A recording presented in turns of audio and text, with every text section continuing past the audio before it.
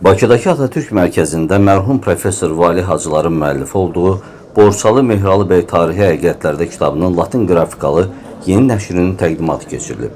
Birinci Türkoloji Qurultayın 100 illik münasibətilə təşkil olunan Türk Dünyası həftəsi çərçivəsində baş tutan tədbirdə Azərbaycan, Türkiyə və Qırğızstandan olan alimlər, millət vəkilləri, dövlət və ictimaiyyət nümayəndələri iştirak ediblər.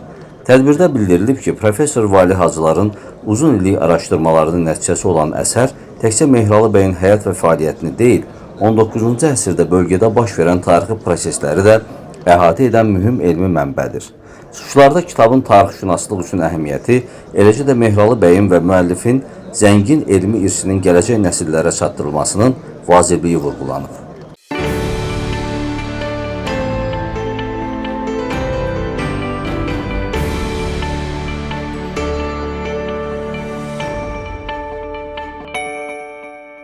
Məqsədimiz bizim həyatdan vaxtsız getmiş çox böyük bir ziyalımız Vali Hacıların Borçalı Mehralı bəy kitabını təqdim eləməkdir. Bu kitabın ikinci nəşridir, amma tamamlanmış, təkmilləşdirilmiş nəşridir. Biz bu günlərdə Valih müəllimin yubileyini qeyd edirik və onun Gürcüstanda, Tiflisdə, ümumiyyətlə bütövlükdə Türk dünyasında gördüyü böyük işləri xatırlayırıq. Valih müəllim çox gözəl bir folklorçu, ədəbiyyatçı idi. Çox dəyərli bir etnoqraf idi. Çox istedadlı bir tarixçi idi. Yəni, Gürcüstan, Tiflis elə idi ki, oradakı Azərbaycanlılar hər işlə məşğul olmağa borçludular. Yəni, bir var ki, Azərbaycanda ixtisaslaşma daha çox gedir.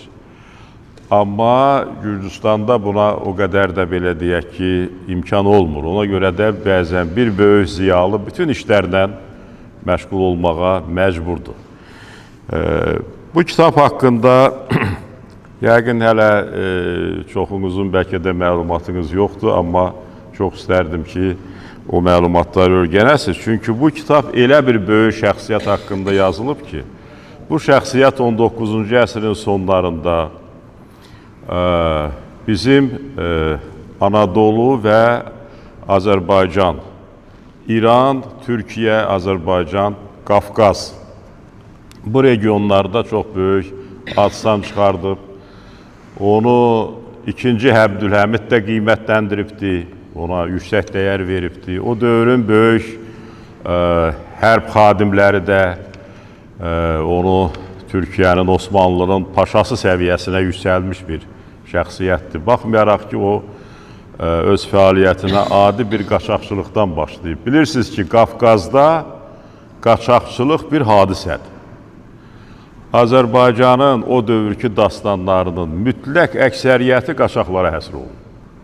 Yəni, xalq qaçaqçılıqda öz azadlığını görüb, müstəqilliyini görüb, mərdlik görüb və milli ləyaqət görüb. Bax, bunlar həmin o Mehralı bəydə olubdur. Təbii ki, burada başqa düşmənlərə qarşı onun mübarizələri də var filan və Valih müəllim çox bu mənada dəyərli bir əsər yazıb. Bu tədbiri təşkil edənlərə təşəkkür edirəm ki, məsələn, bugün Borçalı Mehralı bəydən danışırıq, onun qəhrəmanlığından danışırıq. Yaddaşımızın üfüqlərini genişləndiririk, düşüncəmizin üfüqlərini genişləndiririk və özümüzü yenidən tanıyırıq. Azərbaycan Prezidenti çıxışlarının birində dedi ki, bizi Qarabağa qaytaran tarixi yaddaşımız oldu. Tarix yaddaş çox mühümdür, çünki birbaşa milli kimliyi, onun düşüncə tərzini təyin edir. Bu mənada əlbəttə ki, belə bir qəhrəmanımızın yenidən öyrənilməsi aktualdır. Nəyə görə aktualdır? Ona görə ki, biz 21-ci əsrdə yeni bir qəhrəmanlıq səlnaməsi yaratdıq. Böyük bir qələbə əldə etdik. Böyük qəhrəmanlara, onların cəsarətinə, şücaətinə, igidliyinə şahidlik etdik və geri qayıdıb tarixdə olan qəhrəmanlarımızı yenidən ictimaiyyətin diqqətinə gətirib və yenidən ictimaiyyətə onları tanıtmalıyıq ki, bu da bizim həm vəfa borcumuz olsun, həm də tarixi yaddaşımızın dərinliyini təyin eləsin. Yəni, bugünkü qəhrəmanlarımız, məhz bu qəhrəmanlarımızın, tarixi qəhrəmanlarımızın övladlarıdır. Qaldı ki, Borçalı Mehralı bəyə qaçaq deyirik, mənə elə gəlir ki, bu daha çox həmişə olduğu kimi bizə uydurulub, başqasının baxışı kimi təqdim olunur. Çünki bizim qəhrəmanlar Çar Rusiyasının ordusundan, gücündən qaçmağa çalışırdılar. Əslində bu qaçaq deyil, bunlar dəlidirlər. Yəni dəli qəhrəman mənasında dəlidirlər və ona görə gələcəkdə məncə artıq bu söz pasport qazanıb özünə məxsus semantika formalaşdırıbdır. Qaçaq deyəndə biz qəhrəman başa düşürük, amma sözün özünün mənası bir qədər uyğun gəlmir. Bizim ərazi, Qarapapaq ərazisi, ləhcəsi, dili və mədəniyyəti Azərbaycan dil və ləhcəsi ilə Anadolu dil ləhcəsi arasında bir keçid coğrafiyadır.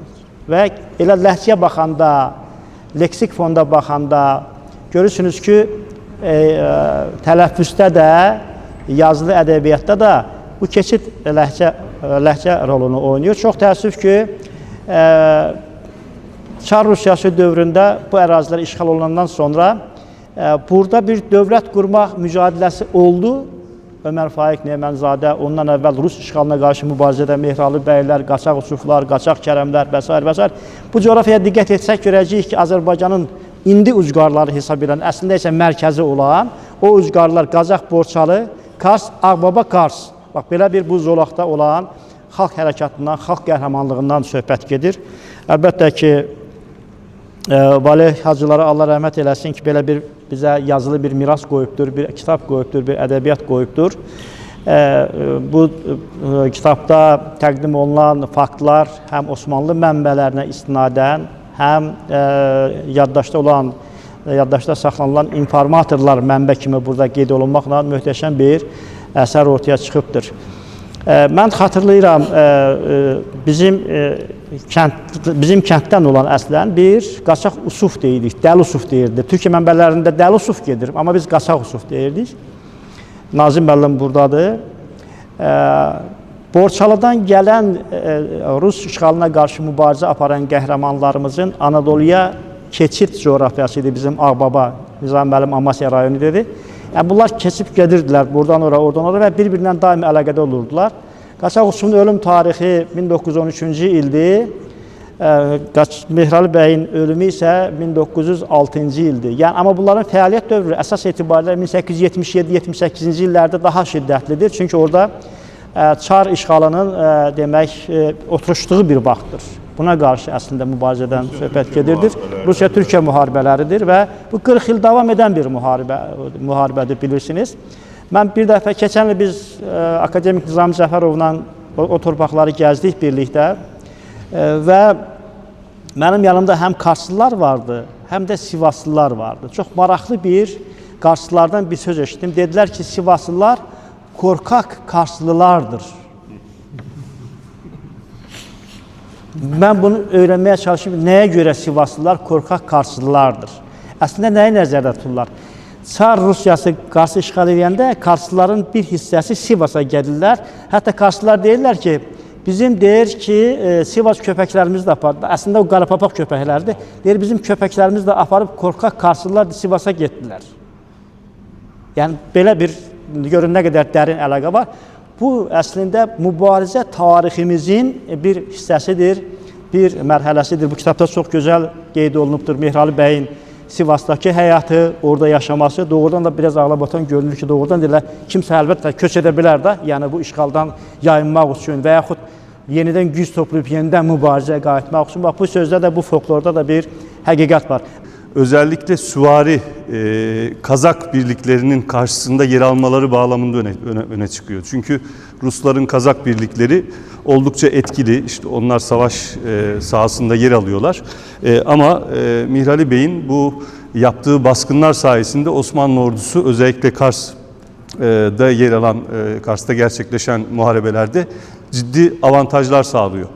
Mihralı Bey'in bir de belki kendi inisiyatifiyle gerçekleştirdiği baskınlar var. Örneğin Rusların telgraf hatlarını basıyor Mihralı. Oradaki telgraf hatlarını kesiyor ve haberleşmelerini önlüyor. Böyle komuta kademesinin dışında böyle ciddi verdiği zararlar var ve Mihralı Bey'i en yakından belki anlatan, biz Türkçe literatürde de bu anlamda kendisini tanıma fırsatı bulduğumuz, hemen o savaşta Osmanlı ordularının Kafkas cephesini idare eden Gazi Ahmet Muhtar Paşa'nın yazdıkları var. Mihrali Bey'in kahramanlıklarını çok yerinde, hakikatle değerlendirir. Sergüzeşte Hayatımın Cildi Sanisi adlı eserinde Mihrali Bey'in Türk ordusuna ciddi yararlılıklar gösterdiğinden bahseder. Aynı şekilde Mehmet Arif Bey Başımıza Gelenler eserinde Mihrali Bey'in kahramanlıklarını çok öz değerinde anlatırken şöyle der: analar Mihrali Bey gibi oğullar doğurdu. Böyle işte bu savaşta bunlar yer alarak ciddi destek sundular der. Dolayısıyla Mihrali Bey'in bu savaş bağlamında ve bizim literatürümüz bağlamında baktığımızda evet böyle bir hikayesi var. Ve ondan sonra da Mihrali Bey'in böyle bir kahramanın tabii ki sessiz bir yaşam sürmesi çok beklenemezdi. İkinci Abdülhamit dönemine geldiğimizde daha çok Doğu Anadolu'da Kürtlerden teşkil edilen Hamidiye alaylarının yanında bir de Karapapak Türklerinden teşkil edilen Hamidiye alayı var Sivas'ta, Cuyurt'ta ve Mihrali Bey bu alayında reis olarak seçiliyor ve Osmanlı'nın süvari ihtiyacını orada onlara talim yaptırarak süvari yetiştiriyor Sivas'ta Mihrali Bey. Ve nerede Osmanlı'nın bir isyanı olsa orada isyana ciddi destek sunan ve o isyanı bastıran isimlerden, o isimlerin başında geliyor Mihrali. Ve nitekim hayatı da bu yolda, ya bu kadar uzun bir yolculuğu dikkate aldığımızda belki Kafkasya'da böyle bizim onun destanını oluşturanların ifadesiyle aslında atının nalının değmediği yer kalmadığını görüyoruz Mihrali'nin. En sonunda Yemen'deki isyanı bastırmaya giderken şehit düşüyor. Dolayısıyla böyle büyük bir kahramandan bahsediyor. Bugün Türk Dünyası Həftəsi daxilində görün, Türklər dünyanın hər yerindən biz Türklərin qonağıdır. Qırğızstandan, Qazaxstandan, qardaş Türkiyədən, digər yerə, Altaydan, digər yerlərdən və bütün bunlar 26-cı ildə əsası qoyulmuş ideyalarıydı. Bu çox gözəldir. Bu elm tərəfindən çox gözəldir. Və Türkoloji Qurultayın bizə verdiyi bugünkü birlikdir. Bu öz yerindədir. Fikirlərimizi bölüşdürməkdir. Bu öz yerindədir. Mustafa bəyin, Mihrali bəy haqqında dediklərini mən bilmirəm. O bilir. Bizə yasaq edilmiş qaçaqları öyrənmək. Biz o həyatı öyrənməmişik. Heç yerdə də yazmayıblar. Az orada, burada informatorların, ağsaqqalların, ağbirçəklərin dedikləri olubdur. Və mənim yadıma gəlir ki, mən doğulduğum bölgədə Qaçaq Kərim adlı bir nəfərin bir bacısı vardı. O bacısına, yəni o ailə filan qurmamışdı. Onun qardaşı döyüşlərdə öldürülmüşdü. Qaçaq olduğundan, Sovet hökumətinə qarşı çıxdığından. O öldürülmüşdü. Bütün kənd cəmaatı o xanıma bir övliya kimi baxırdı. Onun xidmətində dururdu. Onun heç kimi yox idi. Amma hamı onun qardaşıydı, bacısıydı. Mən öz-özümə həqiqətən sonralar, biz Sovet rejimində dərs almış adamları, qaçaqlar normal deyildilər, onlar hökumətə qarşı vuruşurdular və biz də bir mənfi münasibət yaranırdı. Onda nədən bu xanıma bu qədər hörmət olsun?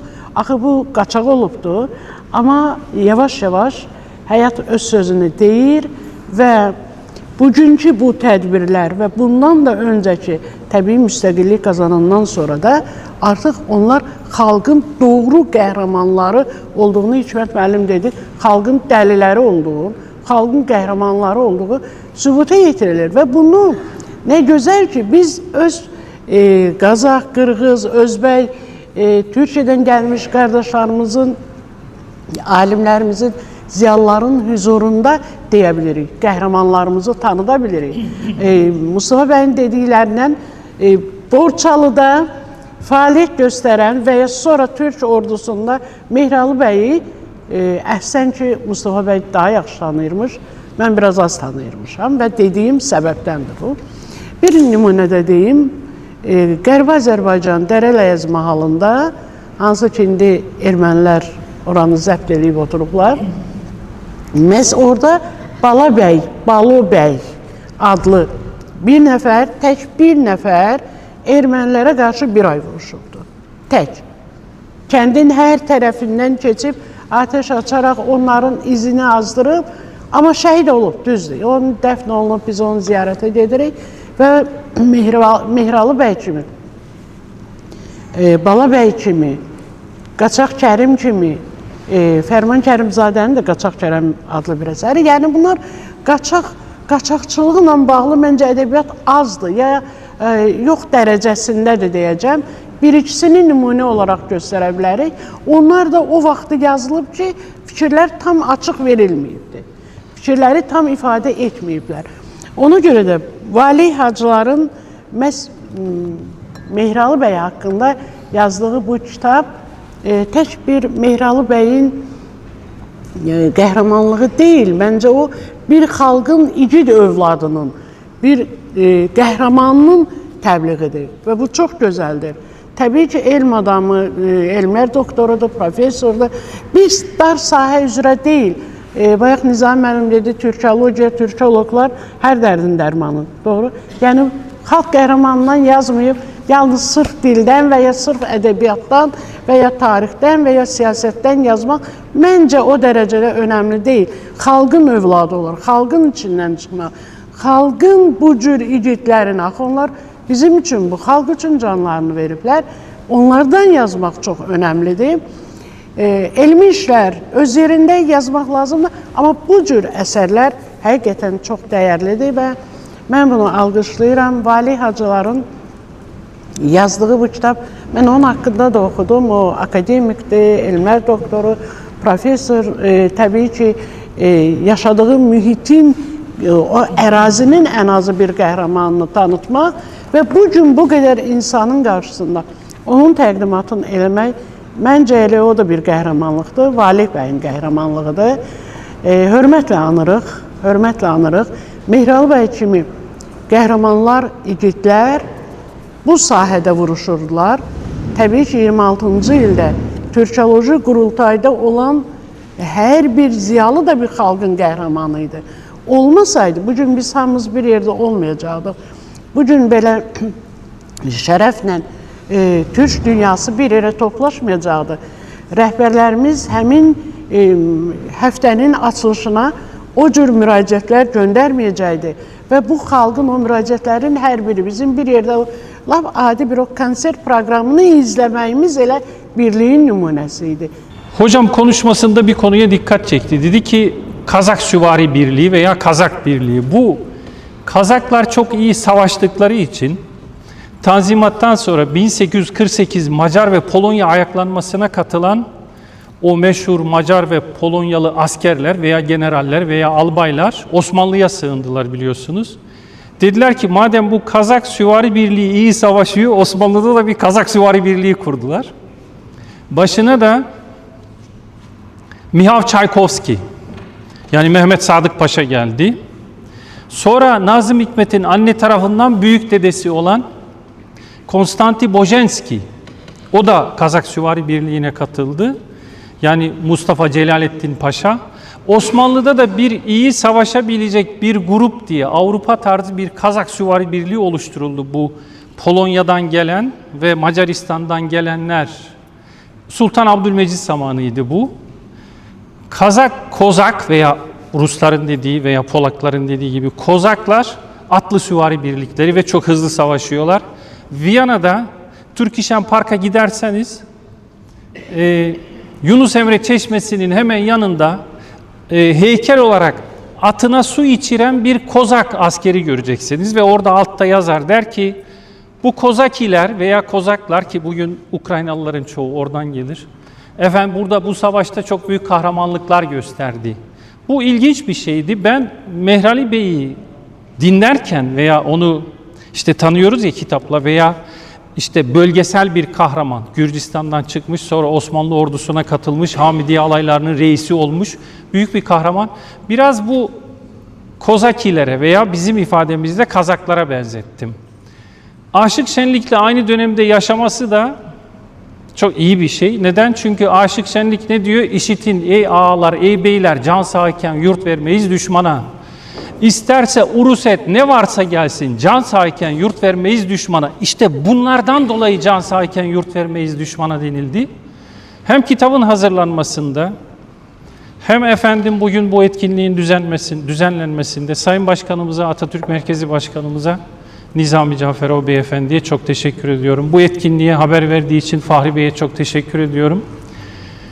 Hocamın dediği gibi 2026. yıl Azerbaycan ifadesiyle 1926'dan daha iyi geçiyor çok şükür. Türk dünyası açısından önemli bir tarihi yıla şahitlik ediyoruz.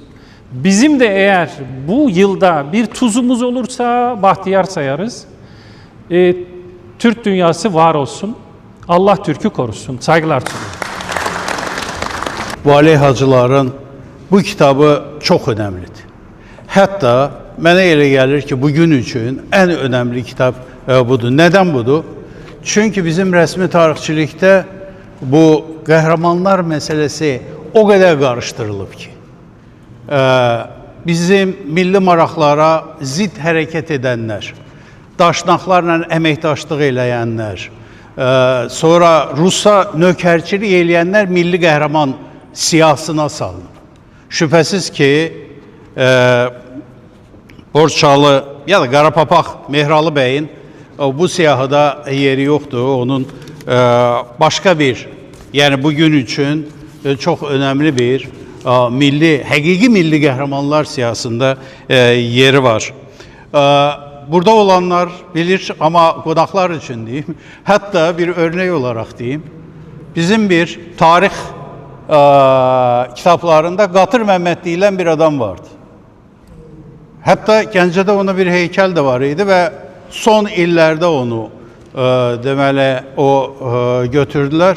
Biz tələbəlik dövründə ona Qatır Məhəmməd demirdik. Çox bağışlayın, Eşşək Məhəmməd deyirdik. Niye Eşşək Məhəmməd? Çünki Cumhuriyyətə qarşı əlinə silah alıb, ermənilərin və Rus bolşeviklərin təhrikinlə milli hökumətə qarşı çıxış eləmək eşşəklikdir. Hətta bu hüquqi dillə desək, bu xainlikdir. Xarici gücün təsiri altında milli hakimiyyətə qarşı mübarizə aparmaq və silahlı mübarizə aparmaq bir xainlikdir. Və bu qəhrəmanlar sırasında əlbəttə ki, Qarapapaq Mehralı bəyin yeri yoxdur. Halbuki bizim bu konformist cəmiyyətimizdə bu qəhrəmanlar məsələsi çox önəmlidir. Çünki millət olmanın ön şərtlərindən birisidir. Millət olacaq toplum qurucu babalarını üzə çıxardır. Millət olacaq toplum o tarixdəki qəhrəmanlarını sevir, təbliğ eləyir, onu örnek olaraq göstərir və xainlərini də barmaqla göstərir. Bu mənada Mehralı bəy o mövzusu bizim siyasi fikir üçün çox önəmlidir, çox lazımlıdır və buna görə nə qədər biz Mehralı və Vali Hacılara borçluyuq, teşekkür eləmək lazımdır. Qarapapaq Mehralı bəy mövzusu milli fikir üçün də çox önəmlidir. Niyə? Mehralı bəy qoçaq, qəhrəman bir adam olub, vuruşan bir adam olub. Osmanlı və Azərbaycan üçün ortaq bir simgə oldu, simvol oldu. Əlbəttə Borçalı türklərini mən Azərbaycan türklərinin davamı sayıram və tərsinə Türkiyə türklərinin davamı sayıram və ortada olan bir toplum olarak görürüm. Bir defa Ankara Üniversitesi'nde çocuklardan birisi dedi ki, hocam bu Mehralı Bey'den bahsediyorsunuz da ama o Türkiye'li. Dedim ya, Türkiye'li değil, Borçalı denilen bir yer var, oradandır. Ve adam hakikaten o öğrenci dedi ki hem de bizimdir. Çünkü Mehralı Bey hem de Anadolu Türklüğüne məxsusdur. İki, Mehralı Bey o dövrdə biraz da abartmış olsa hamı kimi hərəkət eləmədi. Bir gün ben bizim çok sevdiğimiz milli tarihçilerden birinde Hətta gizlətməyə də heç məncə ehtiyac yoxdur. Mahmud İsmail'dən. Mahmud müəllimdən soruşdum, dedim ki, Mahmud müəllim, sizin bir məqaləniz var. Osmanlıya qarşı o savaşda deməli o Borçalı türklərindən, daha doğrusu daha geniş bir arealda toplanmış Şia əhalisindən toplanmış bir süvari alay haqqında danışırsınız. Onun haqqında rəhmətlik Mahmud müəllim dedi ki, sən Allah, ondan mən imtina eləmişəm. O məqaləmdən imtina eləmişəm. Onu açıb ağartma.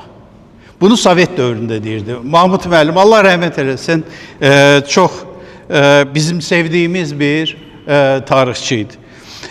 Mehralı bəy Borçalının qəhrəman simvollarından birisidir. Və əlbəttə ki, Borçalını tanıdır və Borçalı da onu tanımalıdır. Yəni, o yad hakimiyyətlərlə əməkdaşlıq eləyən adamlardansa Mehralı bəy mövzusu bizim üçün daha aktualdır və bu mövzunu kitaplaşdırdığı üçün yenə də rəhmətli dostum Valih Hacılara təşəkkür borçluyuq. Sağ olun, var olun. Savaşlar yalnızca silahların patladığı arenalar, alanlar, dönemler değildir. İçerisinde dünyalar vardır. Dünyalar yıkılır, dünyalar yeniden kurulur. Dönem Rumi takvim ile 1293'e denk geldiği için 93 Savaşı olarak anılan 1777-1778 Osmanlı-Rus Savaşı. Aslında öteki tanımlama ile büyük tsunami.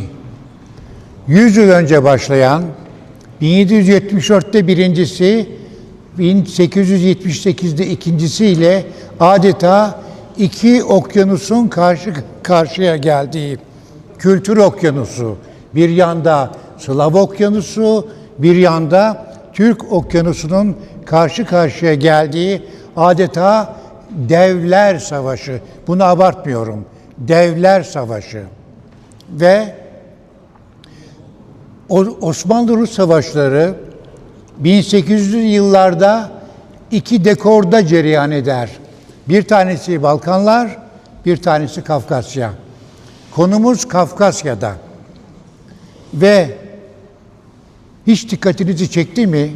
Balkan cephesinde bir Mihralı bir örneği var mı? Yok, çünkü onlar gayri Türk, gayrimüslim oldukları için bağımsızlık uğrunda savaştan birkaç yıl önce kendi devletlerine karşı silah doğrulturken burada isimsiz kahramanlar nam salacaktır. Nam salacaktır. Bu bağlamda Mihralı adeta mütevazı Türk'ün kişiliğini, kendini, özünü ortaya koymadan eski deyişle münsi ve mahfi gözlerden uzak kalışından adeta fışkıran bir timsaldir, semboldür.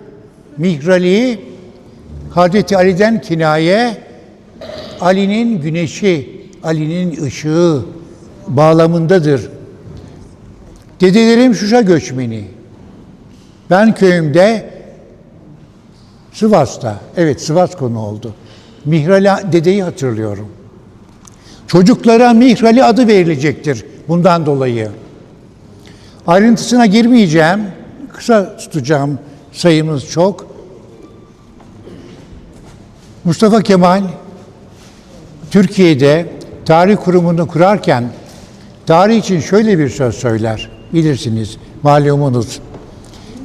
Tarih yazmak, tarih yapmak kadar mühimdir. Tarih yazan, tarih yapına bağlı kalmazsa, değişmeyen hakikat, ki hakikat çıplak gezer, tüm insanlığı, birilerini değil, tüm insanlığı şaşırtacak bir mahiyet olabilir. Bu bağlamda Valih Hacılar büyüğümün ruhu şad olsun. Emekleri herkes için bilgi kaynağı oluşturacaktır. Ve onun hatırasını yeniden gündeme getiren Fahri Valihoğlu hocamızı kutluyorum. Her zaman kol kanat geren, himmetini esirgemeyen Nizami Cafer hocama teşekkür ediyorum. Hepinize saygılar sunuyorum. Vali Hacılar Bey'in tanıdım en yakından. O da Cengiz Aldırmaz Bey. Beni Vali Hacılar Bey'in kim olduğunu tanıttı. Sonra biz Fakri Bey'le tanıştık. O sizin annenizle de tanıştık. Yaşlı idi. Çok konuştuk Türkiye'mizde. O yüzden Vali Bey'in kim olduğu, Türk dünyası için kim olduğunu ben iyi bir tanıdım. 2013 yılında Vali Hacılar Derneği'nin derneğinin Türk Dünyası ödülüne layık oldum. O da çok da sevindim. Şimdi bugün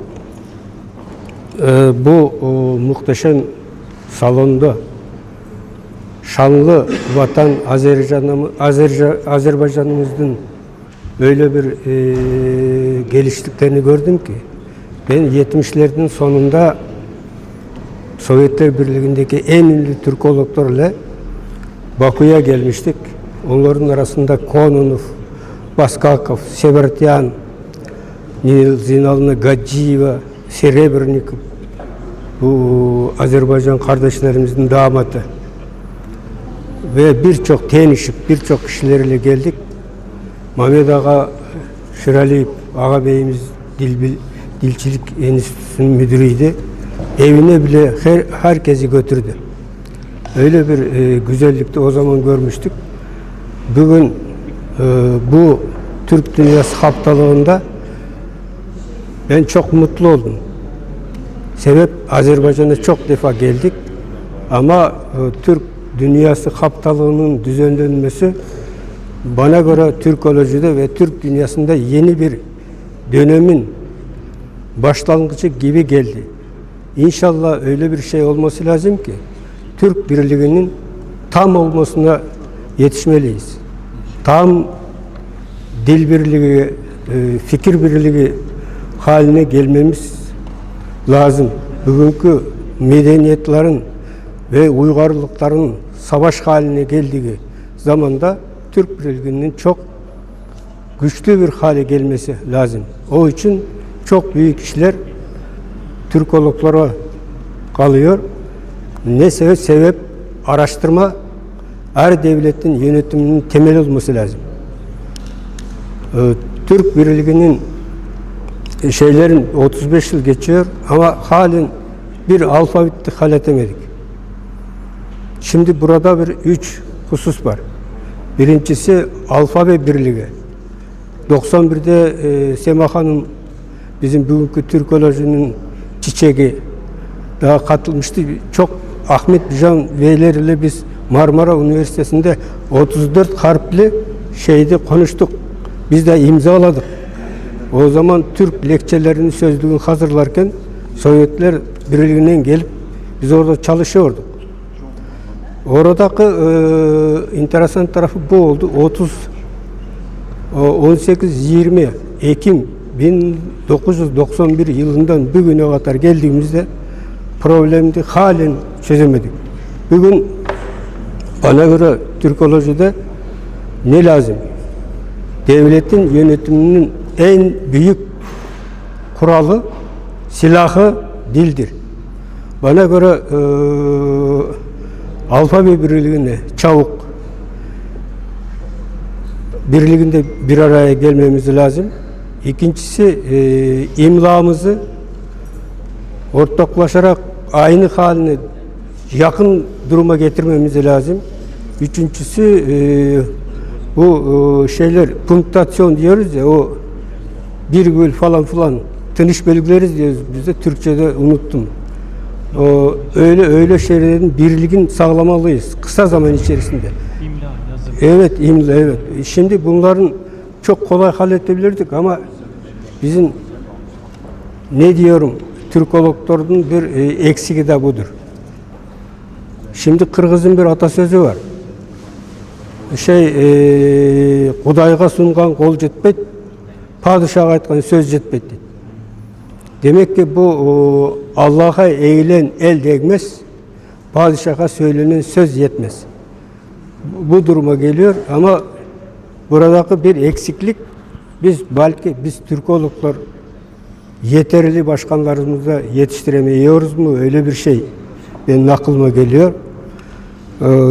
İkinciden biz dün ve bugün bir gün ben çok heyecanlı oldum. Bir zamanda Şeki, Gavale taraflara gitmiştim. Çok sevinmiştim. O zaman da ben Aydın Mamedov dostumdu. Çok iyi hatırlıyordum. Biz Moskova'da günlerce, gecelerce tartışıyorduk. Ne olacak Türkoloji? Neleri araştırmamız lazım diye. Sizin o Kızılderililere gitmemizin de bir şey oradan kaynaklandı. Enteresan şeyler var. Şimdi buradaki benim son olarak diyeceğim bu. Karabağ, Şuşa, ne güzel topraklar. Ben şanlı vatanım Azerbaycan'ıma toprak bütünlüğünü dilerim. Bizim Türkolojide yeni bir dönemin çabuk başlanması ve devlet yönetiminde araştırmaların netice vermesini ve yukarıdaki Cumhurbaşkanlarımızın dinletilmesi için alimdin ağırlığın koymamız lazım. Bu problem. Biz eserler yazıyoruz, tezleri hazırlıyoruz ama onlar bizim masamızda, ceplerimizde, düşüncelerimizde kalıyor. Bizim yazdıklarımızı, dediklerimizi dinleyen bir başkan bana göre benim bu hayatımda ben buluşamadım. İkinci bir şey enteresan, bu Vali Hacılarımızın kitabında gözüme değdi, Köroğlu. Şimdi bizi Kırgızlar, Kıpçaklar diyor, o diyor, bu diyor. Ama Kırgızların hayatında konuşma dilinde iki ayrı dil özellikleri vardır. Bir tarafından bakıyorsunuz, tarihsel tarafından tüm Sibirya tarafları gidiyor. Öbür tarafından bakıyorsunuz, Kıpçaktır. Bugün Kıpçak. Eski Kırgızlar Z diliyle konuşmuş. Sonra D'ye geçmiş. Bugün onlar söz arasında şeyine geçti, değişti. Burada enteresan tarafı 1971 yılında üniversitenin son sınıf öğrencisiyken Kırgız'ın bir yaylasında, çok yüksek yaylada bir çavandan ben 26 sayfalık Köroğlu'nu derilemişim. O zaman farkına gitmemişim gerçekten. Bir yıl önce arşivlerime baktım, o el yazmanı buldum. Baktım, okudum. Allah Allah. Orada Oğuz Türkçesinin lingüistik enteresan şeyleri var. Kırgız konuşuyor dağların üstünde. Oğuz Türkçesi Kırgız sözlerinde var. İkinci kere 1991'de bu Pamir'den gelen Kırgızlar var ya, Van'daki Kırgızlar, Pamir köyündeki. 91 yılında 38 sayfalık Köroğlu'nu oradan da derilemişim, 38 sayfalık. Çok enteresan. Bir Kıpçak konuşuyor ama dilinde Oğuz dillerinin özellikleri var. Neden bu öyle? Enteresan şeyler. O yüzden ben çok mutluyum. Bu haftalığımız Türk dünyasının ve Türkolojinin yeni bir dönemi olmasını dilerim. Var olun, sağ olun, teşekkür ederim.